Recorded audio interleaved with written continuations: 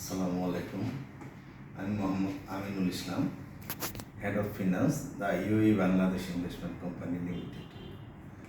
আমাদের একটা finance company হিসাবে আইটির বিভিন্ন প্রোডাক্ট রেগুলারই লাগে, যেমন ল্যাপটপ, প্রিন্টার, টোনার, সিসিটিভি। আমরা এই সার্ভিসগুলোর একটা অন্যতম ভেন্ডর হিসাবে সিএমআইটিকে এনলিস্টমেন্ট করে নিয়েছি। সিএমআইটির সার্ভিস খুব দ্রুত।